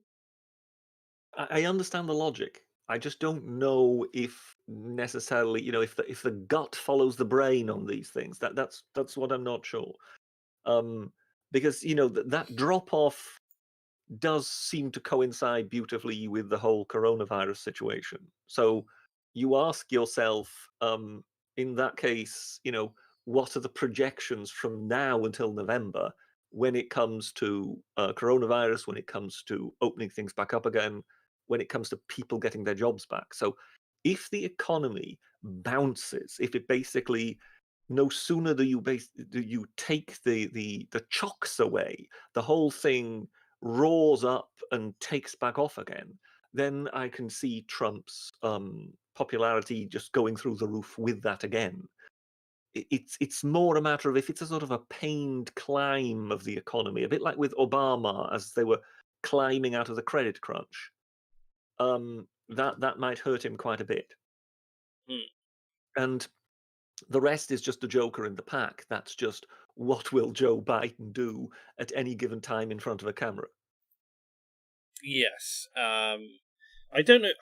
I don't think it's Joe remarkable, Biden... isn't it? It's remarkable. We are talking about Donald Trump as one of the candidates, and yet we're seeing the other candidate as the loose gun. Yes, but Trump is Teflon, generally speaking, and I don't know if Biden is quite so gaff-proof in the same way. It's I think Biden, to a certain extent, benefits from being a candidate in the age of Trump, because now people seem to be willing to forgive a lot more, given what they're used to, if you know what I mean. Yeah. But I mean, the number of people saying, if Biden starts rambling and starts looking as though he doesn't really know what room he's in, that's when I think Trump wins. So much depends on that. So in this interview that brought about the "you ain't black" comment, he didn't really have such a moment. So he created a gaffe by saying that, but it's that really harmful thing, as in you're too old and you're senile. That moment, if something like that comes about, that's what sinks him. There was some of that in the whole interview, because there were a lot of comments that were just saying, dude, this guy you ask him a question and he just goes on and kind of loud. And he did, where he's not answering the question and he just looks like an old man yelling at you. Yeah, he seems to have these really big spurts of anger as well. It's like he's all fine and then he snaps. Yeah, I'm not sure about those anger moments. I don't take them to be him getting angry. I think that's him more listening to his spin doctors, trying to be more, trying to be stronger and more decisive and bullish, if you know what I mean. And then that gets filtered through the dementia and. But yeah, I mean, there have been some moments where you just feel he's lost the thought. He doesn't know where he started the sentence anymore. And other times where he just really looks confused. And I think that's when he those moments when he looks like a frail old man, that's the one that sinks him. I'm sorry, British. Happens at a high-profile moment, he's done. Are you describing Joe Biden or the entire premise of this particular podcast? It's just they wind along, they talk for too long, they don't really know where they are. Someone goes off about the Romans and. Speaking of which, do you want to talk about the immigration bill at all, or? I don't know how we can. I haven't read anything on it myself, but I know it's the immigration bill, just for people in the audience, that it's the immigration bill which is going to end free movement between the EU and the UK, and also, what's the other thing on it? Just close the borders. It creates a point system for further immigration. Yes, that was right. The points based. You have to get points instead of just saying, I have a job here, give me work permit, please. Yes, I have arrived on soil. Give me work. It's of course not that simple, but it makes it harder because there's more standards now. Yeah, but what are we here for, Callum? Except to oversimplify things and make people feel good about themselves. I'm tanking this show's ratings right now. That's just what it is. The dislike bombs are coming. But I've had a lot of my friends locally who are kind of upset. They read the news. The immigration's at the highest level it is now than it ever has been, which is true. Like the last couple of months or whatever it was. I think they're saying, Boris has blown it. We've got illegal immigrants coming over because Farage has gone and done that. But it's, they haven't passed anything yet. If this immigration bill works, then we give them praise. But I can't denounce them for something they haven't actually passed yet. Yeah, in the same way that you get really irritated with people saying, it would be, they're attacking Cummings again, just to feed back into that, and they say, oh, what has he actually achieved? Brexit has done nothing. It's like, we're still in the bloody interim period between actually declaring our intent to leave and leaving. To make sure that the paperwork is smoothed over and the backstop, etc. And Monsieur Barnier is getting very annoyed. Yes, so I understand it. Haven't we just said this is one thing we can credit our government with? Haven't we just said we won't back down? Like, if we can't solve it by the allotted time, then that's it. Well, I mean, there were some indications where I think it was Michael Gove said in Parliament. This was when the EU was getting really silly and starting to talk about the Elgin marbles in Gibraltar and whatever. Michael Gove came out and said, "Look, if by June there is absolutely no progress, we might just walk away." And since then, there hasn't really been any progress. Of course, they could have the excuse of saying, "Oh well, no, that we said that before coronavirus and so on." But who knows? It seems to be complete logjam. There seems to be an understanding, sort of arising slowly, that if anybody needs to blink first, it really needs to be the EU this time. So it very much depends on whether Barnier and co are kind of willing to concede a point. Namely that Britain is under no obligation to discuss its coastal waters with the EU, whatever. Because if they leave the EU, well, that's the point. They leave the EU, and all those things are a thing of the past. Like win-win either way. So it will be interesting to see what happens. But yes, that's why it is said that Barnier was a bit irate, because he particularly didn't like the British negotiator being reported in the press having said that the EU position is simply unreasonable. And it seemed to kind of get under his skin, that one. Hence, we had the reaction. Just to tie back into the immigration bill, there is one thing I'm actually super excited about. It is the fact that you get 10, so you need to get 70 points, and you get 10 points for speaking English fluently. Yes. Which, how has that not been a requirement before? But also, that's awesome, because it then means, you're laying down in law, you should speak English. We expect you to do this. It is something which, a lot of people speaking about the EU as well, like, seem to have this impression that, the EU is one of the big movers which has prompted a lot of this immigration. And it's true, there are certain factors at play there, but the national control of things like their immigration policy is allowed to be nationally controlled. So it's more that we've cucked, to be perfectly honest. But again, I have family in Belgium, and the Belgian immigration website and everything is in French and Flemish, which are the two national languages, and that's it. And there is an expectation, like, even the most pro-EU, pro-immigration people, which includes my aunt, who lives over there, are speaking out. It's like, there's obligations on people, which is, again, something which I feel like the left in this country has tried to take away a lot of, is the obligations on people who are not basic. Speak the primary language. I would like to point out that you are putting us in hot water here. Go on. Because, of course, if one has to speak English, then people with fake accents might be in trouble. The accents. Point out we need to add Gaelic and. That's before we even start Untailed. Yes. But again, and this ties into something, which is that you'll remember that they had something like 35,000 Romanian and Bulgarian workers who were brought across to pick fruit and be, what was it, irrigation assistance for Well, fruit they farms. were the only ones who fulfilled the job criteria. They And did. given that the job criteria were that you had to be fluent in Bulgarian and Romanian, Then it's amazing that 151 out of the 90,000 British-born applicants were accepted for a job in the first place, wasn't it? But why was I turned down then? well, you know Because what they you say about speak- troublesome Scots. And your dead Well, I'm Scottish You know, when I'm troublesome. I'm Two or Bulgarian. three, 2 or 3 days of you living in the camp, and they would have had a revolt on their hand, wouldn't they? Yeah, you're always calling me Bulgarian. So which is it? What Gaelic sounds like. But no, I am I have never referred to you as a Bulgarian. I simply refer to your speaking Bulgarian. Details. I am actually Semantics quite pretty- serious about this. The fact that we now have English as a legal expectation of immigration means it's not just culturally now.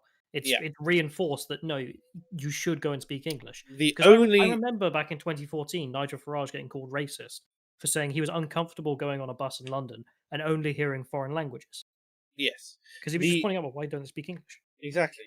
I will add a little bit of nuance to this. So, whilst you get 10 points from being able to speak English, for certain jobs, this is being waived. So, it's like, if you're in a job which the British, the government considers to be in need, so, you're thinking engineers and doctors and that sort of thing, then other requirements can be waived.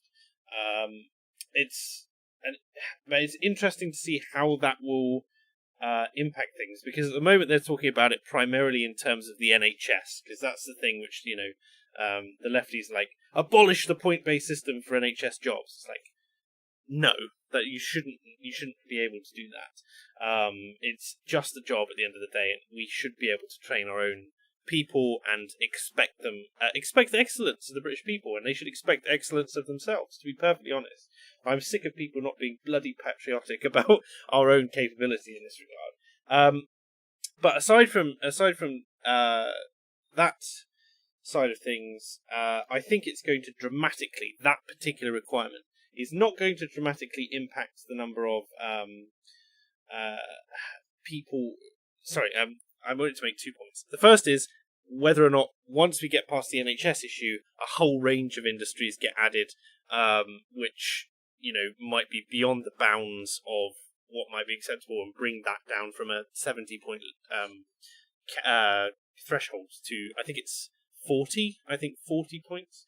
But the other thing is, we have a lot of this low-skilled immigration, and I think the biggest thing that it's going to impact, for instance, in a positive way, you're right, Callum, is the especially in the Islamic world, like the spouses, the children, and the elderly relatives of some of our more Middle Eastern immigrants, and sort of non-EU immigrants in general. Because what tends to happen, the plan is, as we've seen, primarily working age men come across, they earn a bit of money to kind of bus or fly their relatives over, and then that's just that. So as long as the points-based system applies to all of them and not just households, then I think that's a reasonable and a very good decision by the government there. Yeah, I think my understanding is it applies to the individual, so it would be every single one of them. But it's so true though. Like, even where I live, I've started to get really fucking annoyed of just walking around and just hearing Polish and then Arabic and then Urdu and then God knows what. And I'm just like, I like learning languages. I appreciate languages as a subject and all the rest of it. But this pisses me off. Like, I really don't like hearing foreign languages in my own country every time I leave my house. I don't mind hearing them every time I leave my house. It's the issue is like it's the frequency and the amount. It's all I'm hearing in my. It's all I'm hearing. Yeah, well, I live in London, mate. I can empathise. Yeah. I go out and I really want to. I wanted to go out of London for a bit, and so I took my exercise to a little bit further afield, but then came back, and it was so nice to get out in the countryside and effectively be it felt like going back to England because You London. visited England is what you did. Yeah, I visited England because London is so it's different. Not. It's multicultural, Did you but go it's to Durham though? That's the thing we're all wondering. no, I didn't go to Durham. It's got the culture of nowhere. That's the problem. London has a little bit of every culture and a culture of none. Did you see AA's recent video about what was it? It was some study he went through, and it was about a place in America which had a lot of black immigration. But that's in between the United States, but it was the cultural change. And what was interesting is in the study they mentioned the pioneers who wanted to integrate, and they wanted to be part like the primary Jewish area. They acted like the Jews. In the way of keeping they were educated. They did their best to fit in.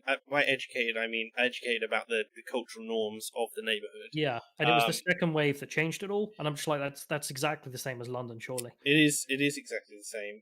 It's really interesting to look back at old things, especially like the Sikhs and stuff like that, who have never really had a second wave, so they only have the pioneers.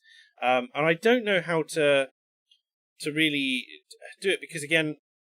So they're the same people who they didn't speak their mother language, as you will, in their own homes. Even they spoke English because they wanted to integrate into society. There was an obligation on them to do things. And because there's an amazing story. I was doing research for Carl, and I found some Indian guy who came here, and he was like his writings on what it's like and what you should do when you visit England. And he says you must pretend you don't have a mother tongue and only speak English. The only permissible other language is a small amount of French and Latin. And Latin. Yeah. It's like but it's the thing of you pretend you don't have a foreign language, even though you obviously do. Yes. But you are meant to speak English. Yes. And I think that's right. I mean, it's not even that it should be forced. It's just, it seems to be expected. It should be just expected. And there just seems to be a lack of that expectation. It's like, bring your culinary dish, keep it with the actual name that it has in your own country. Sure, introduce people to elements of your tradition, to elements of your if you have traditional dress and stuff like that for particular celebrations that you want to keep celebrating, then keep them. But that's something that you're bringing on top of the base, and the base should be rock solid, which is that you have come here to be English, not to live in England. Does that make sense? Yeah. Anyway, last story of the evening. I think we have obviously the case of Ellie Williams. I'm sorry to enter on a downer, but we will. In fact, I'll run through the super chats that have come through here. Mr. Gently Benevolent says, "Good to see you guys back. Nice to hear the leader of Scotland on the stream too." There you go. You've been upgraded, Tails. Yeah, apparently I after being on, I think it was British Knight's stream, I think, or was it there was some stream that I did, and then everyone was saying, "Why don't you just take over?" Oh no, it was Laughing at the Guardian. They said you should take over as First Minister. So I got a serious question though. Like, you're a Scottish nationalist as well, right? As well as what? As Dankula. As well as whom? Like Dank's as well as Marcus, right? You mean an actual? Yeah, but not SNP. That's the thing. Yeah. So I wonder, what's the nationalist scene like of people who don't like the SNP? Is it just you two in a bar or what? Pretty much. Ah, shit. No, I think there probably are more than just us two, but it's hard to tell because the Scots hate Dankula. Well, they hate Dankula, and also the SNP supporters hate anyone who doesn't like the SNP. So no one advertises their dislike for the SNP really. I mean, I think they're out there. They are out there. I think the problem one has is that there doesn't really seem to be any other nationalist organization of any caliber, if you know what I mean. Yeah. That could be the vessel to basically hold those people who want independence but aren't really enamored with the SNP. You guys need to do some networking or some shit, because there needs to be one. Let me. I've just been sent. So, Siskoan says regarding his longboat and axe, sounds like an invitation to me. I shall take it. And Kathy Call says, check out the Facebook page. SNP don't speak for me. So I'm just giving this a search. Here we are, 2.7k likes on Give them a like. Facebook, and they have linked up your video, Scottish Visa and Other Failings, Tailed. So all right, that's nice. That's good to know. Networking, that's building, you know. Yeah, I don't use Facebook, so no, me either. But it's like, share this post if you'd scrap Holyrood and that sort of thing, and and boomer.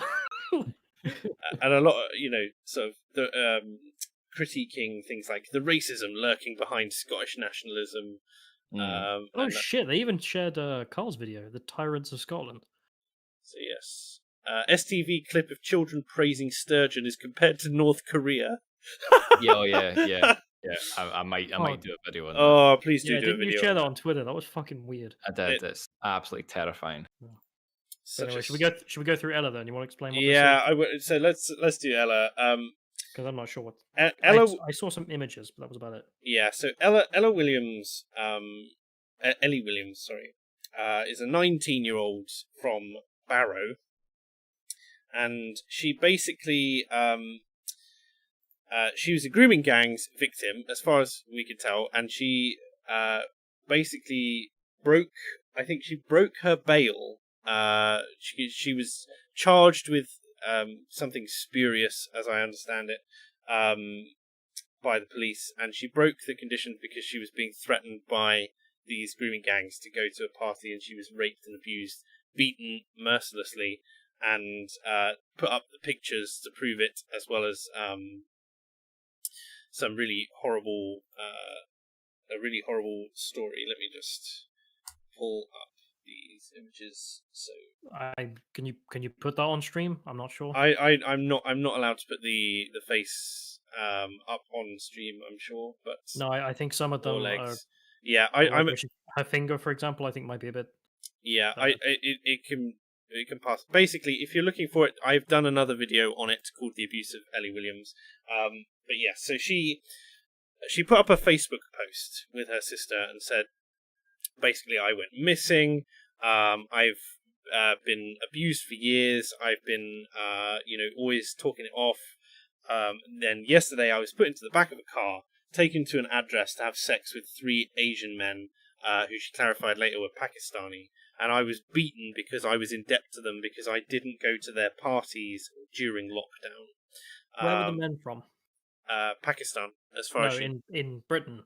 I don't know. She doesn't say. Is that Barrow, isn't it? That's where she's from, but she was put in a car and driven somewhere. But she says that she's been that these are clever men. They've done all these other horrible things to me in the past, and I've been trafficked basically through Manchester, Yorkshire, Lancashire, Cumbria, Leeds, Huddersfield, Oldham, Preston, Blackpool, Lancaster, Morecambe, as well as other places. And she's been trafficked to all of these places. Yeah, trafficked to these parties that she can be abused and used by these people. And then she's not allowed to name the people involved because it's an ongoing investigation. She wants to trust the police, and she basically lays out a statement saying, parents and carers and people on the street, look for the warning signs of abused people like me, and if you are being abused, then step out and say something, because there is help out there. Right, so she's gone through all this and she's being prosecuted? Yes, and it's unclear what for. The Daily Mail says it's 7 counts of perverting the course of justice, which seems unclear from this post. I don't know whether or not she was tampering with evidence or anything like that. It's been very unclear. We've had this particular story. We've had the images alongside. I have very little doubt that it is genuine. Okay, but so you'd probably have to talk to her to get the full story. But we'd have to talk to her to get the full story. I think there's loads of Either sanctions. way, I mean, those images are bad. Like, it's one thing to always talk about these girls. There's plenty of newspaper articles and images of the perpetrators, but something that struck me was you never actually get to see these bruises and whatnot. Like, I think this may be the first time I've seen that sort of thing. Yes, you get descriptions. So, for instance, we know that in the J report and stuff like that, then we know that people had gasoline poured over them, threatened with being set on fire. There was like one gang which the glass bottle inside of her. The glass bottle inside her, which they broke off, like breaking the limbs of family members when the others don't comply, stuff like that. But it's you never see it. It's never been seen, and it's also something which has been I feel like the government is treating it as as mainly as historic, or trying to, with the exception of Priti Patel, who seems to be gunning to get at least some of it out to the public. Note that any news that you've heard of the Grooming Gangs report being released is spurious. It is not the Grooming Gangs report. It is a paper produced by an independent group on that report. And so you're not going to get a report redacted or otherwise. You're going to get a paper on the findings of it. The report was about the characteristics of the groomers, so what would this be? So it would be just the findings of that? Or... Yeah, presumably they're going to do an analysis on it and then publish You wouldn't get the full thing, you just get an analysis of the results. You'll get an analysis of the results, and limited appendices, no doubt. Okay. Lundberg pointing out, cigarette burns. This Ellie girl mentions that she was used as an ashtray, and that sort of thing. She was used as an ashtray, as in they would stub their cigarettes out on her, and that sort of thing. Dumping the ash in her mouth or something. Well, I mean, I presume it's mainly burning on her arms and stuff like that. But we won't know. And it just highlights to me that it's so ever present, that this thing, it's really reinvigorated me to kind of get going again with Atrocity Project, because it's still happening. Like, you can see this person just the other day got taken kind of thing. Every day, and it's a lot of people, and there's this culture of fear about these people are so terrified that they can't come forward, and it's horrendous. The kind of, I guess, the kind of mob mentality. You talk about stuff like Al Capone, for instance, having all the police in his back pocket. Well, these grooming gangs either have Labour councillors and Muslim councils who advise Labour councils in their pocket, but they also have the families and the victims on lockdown, because they have such a threat of violence over them. And it's something that it staggers me every time I see it.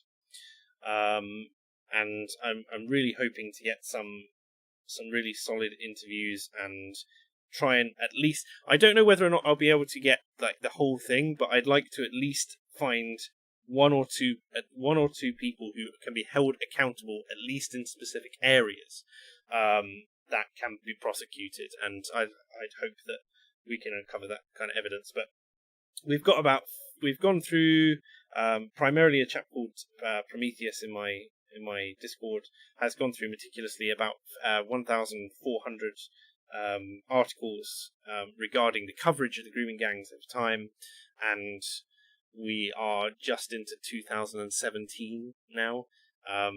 Slowly getting there, but it should accelerate soon. We're hoping. That's the general thing.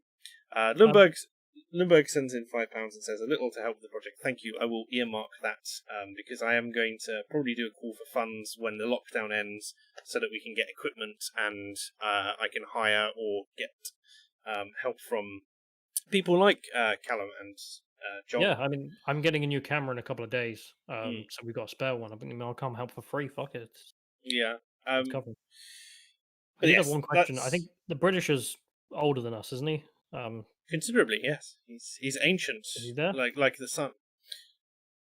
Are you alive? Are you alive? What are you saying? Basically, I wanted to ask. You must remember the Catholic Church scandal, then, I presume. Well, I mean, I remember the scandal breaking over time. Yes, I mean it came in drips and drabs. It wasn't so much one singular scandal, if you know what I mean. Yeah, well, it's very similar to the grooming one then, where it's sort of slowly come out. But I wondered, you obviously got the Catholic Church as an institution protecting the priest at the time. Were there any other institutions that did that sort of thing, like we've seen with The like, BBC. did they? I don't know. Well, I know they were protecting people like Savile at the same time. So it's. I mean specifically the Catholic Church in this case. So Okay. I mean, with the Catholic Church, you had not only the church authorities, but you had in states like Ireland, for example. They were quite open afterwards when they looked into it, and they kind of realized that there had been a long-standing collusion in a way with the state and various authorities and the Catholic Church to sort of hush these things up. It's more than likely fair to assume that in some deeply Catholic nations, in which that might not have come to light, similar things might have been the case, if you know what I mean. Okay, so I it mean, will be what was because the it? political system's very Catholic. They'll be cooperating with the church all the time, so you get that kind of institutional bias. Yeah. So there was sort of crossover in various areas that which sort of came to light. But but again, I mean, a lot of it is kind of lost, because let's face it, the Catholic Church is not overly interested in kind of revealing too much about itself in that regard. There was that famous Mexican cardinal whose name I forget, founder of something like the Christian Legion or something like that, I believe it was called. And he's believed to be, is it Marcial or something like that? And he was sort of seen as their star fundraiser for the Catholic Church. He raised more for the Catholic Church than anybody before, but he is believed to be the most prolific paedophile of all times. I mean, even more than Savile. Grief. He seems to have had, seems to have been abusing people on every continent save Antarctica. And the first thing, you remember the last pope, the one who retired? Yeah. Yes. He was Ratzinger, that was his name, wasn't it? He Yeah. was the one who tried to intervene while he was still a cardinal. So he was kind of in charge of doctrine and whatever for the Catholic Church. But of course, we all know John Paul II. He had a bit of Biden syndrome, if you know what I mean. I mean, he was a bit past it. He was wasn't doddery really towards the end. he That's wasn't really very, that very sharp anymore. diplomatic. So it's kind of seen that Ratzinger tried to do something about it, and tried in a way to get the Pope to act because he had recognized that this was going on. But because the Pope was too doddery and a bit too past it, there wasn't really much one could do. And what one held against Ratzinger afterwards was the fact that, yes, he tried to basically raise the alarm within the Catholic Church and whatever. So, in that regard, he was the one good guy who was trying to do something. But once he realized that he couldn't go anywhere internally with the Catholic Church, he never went outside of it. And that's why, more than likely, his papacy was cut short. Because it was kind of unsustainable having the Pope as being someone who had known that something like this was going on at a phenomenal level, and then stayed silent in order to protect the institution of the church.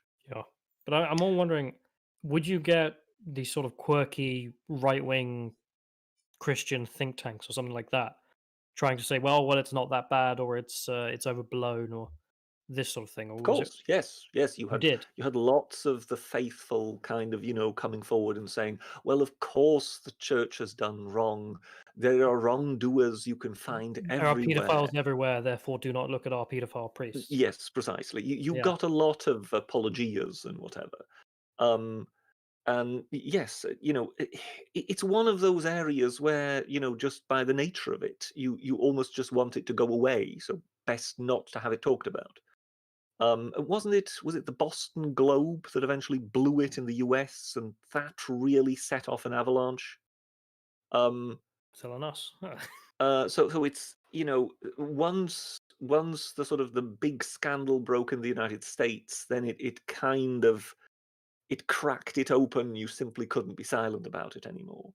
But over the years, it had been coming out for a long time that there was something going on and that priests were being moved around. So if a priest had been found to be up to no good in that regard, rather than defrock him, rather than get rid of him, you just pack him off to a different parish at the other end of the country.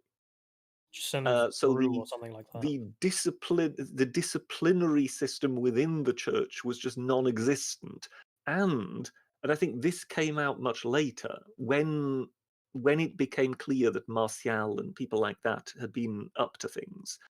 It then became clear that there were bishops and cardinals who were into this too, and who therefore were protecting the lower ranks. Yeah, and one of the big things and the parallels there that I'm seeing, and I'm interested in doing a sort of as in-depth an investigation as can be managed, is a look at Keir Starmer, because he headed. Yeah, I've got a document on him because he headed the CPS, and the CPS was a notorious roadblock where even in the constituencies where the police were happy to take forward grooming gang cases, the CPS would often not take them at all, even if the police thought they had a prosecutable case, above and beyond what was considered to be rationally normal. So I'm curious how much both he and that organisation played a role, especially if it ends up very damaging to him as the Labour leader now, obviously. So I've got a little document on him. So the way I do research is I have little documents and I add things over time, and eventually you get a pattern. You're our very own Kremlin, Callum. Sorry, go ahead. So one of the things is in 2012, him saying, okay, we're going to run this investigation, but we're not going to focus on ethnicity. We don't really think that's important, that sort of thing. And then a few months later, he just has to openly admit, yeah, we failed the victims by not focusing on it. I was like, it's this sort of thing, like any idiot could tell him this was going to be a problem and him not acting with it. But it's interesting you're mentioning that you get these right-wing think tanks who would do that sort of thing. And you're getting the same thing in the UK with these what was it, All Muslim Women, I think was the name of the organization. They published a paper trying to downplay the whole thing. Right. Saying, it happens with every group, so therefore there's no real problem here. Oh, God, yeah. It's like, it's just your over-representation with this particular culture. And in the same way that they try to deflect with the CSEG paper, which is CSEGG, which basically said, yeah, all people rape and white people actually commit type 2 paedophilia offences more frequently than we have records of the grooming gangs. Oh, if I can just come in quickly, because there's one thing I just want to say about Ratzinger, the guy who then became Pope. Yeah, sure. The first thing he did, it was pretty much his first act when he did become Pope, was to send that cardinal to a monastery. Yeah. So his first act was to get rid of that guy. So basically, you get out of this position, get out of here. I never want to see you again my entire life. Yeah. But again, he was acting within the church. But again, to his credit, for what he was doing within the church, he was the first one to say, "Get out of here." So therefore, what history will make of Cardinal Ratzinger / whatever number pope he was, I don't know. Awaits to be seen. But there are gruesome stories regarding the Catholic Church. There was, I think, with the Boston story, there was one particular story that came to light whereby a bishop handed some of the children that he was abusing a locket. I don't know whether it was a locket or whether it was I think it was a crucifix. It was a crucifix of a particular style. And what those children didn't know was that was his signal to the other priest that had been a child that had already been groomed. Yeah. So yes, it was pretty serious, and it was, as you can see from things like that, it was organized and there was a hierarchy to this. So in that regard, it was pretty dark, and one wonders how long the Catholic Church will need before it could never recover from that. Yes. I mean, they'll never recover from the jokes, anyway. Aside from thank you for that, because it's interesting to know that the parallels are definitely there. Because I think that's, especially when you find someone who's very difficult to talk to about those kind of things, making those parallels and making the point, I think, actually massively helps with the argument. But, yeah, I don't know if you want to wrap it up now, because it's getting very dark in here. Right. Yeah, it's fine. Yes, I will wrap things up and bring them to a close. I'm just going to read the last two super chats. Ed B Visuals says, "I have the misfortune of accidentally catching a grooming gang operating outside a kebab shop in person in my town on my way home from work. It becomes so much more real when you see it in real life. I'll never forget the fear in those girls' eyes." It's a harrowing thing, and it really does reinforce why we need to do work on it, because it appears that all of the institutions that we should trust to do these things are not doing that. And so it falls to us, the citizenry, to do something which makes a suitable impact to raise public awareness once again, and to do our best to get this thing seen off as soon as physically possible. With that, I'd like to thank my guests for the evening. I've been joined by Tailed Feature. Thank you for coming on, sir. Thank you for having me. Thank you very much to Callum for taking time out of his busy schedule to come join us. no, that's fine. I love it. And thank you to the Britisher for suffering through as always. And who is, of course, still unwilling to apologise for his acupuncture joke. Of course. I'm going to leave us now. But thank you to everyone in the audience for joining us. I should have a video out. If not late this week, then at the weekend, regarding an update to the Ellie Williams thing, when I can collate a few more resources so that we get a better picture. Next Monday, I'm expecting to have Sargon of Akkad on as a guest. Thankfully, arranged by Callum. Thank you very much for that, man. Next Monday, yep. Yeah, and yes, that'll be that. Have a great week, everybody, and thank you very much for tuning in. Take care. Thank you, bye. Toodle pip. Ta-ra.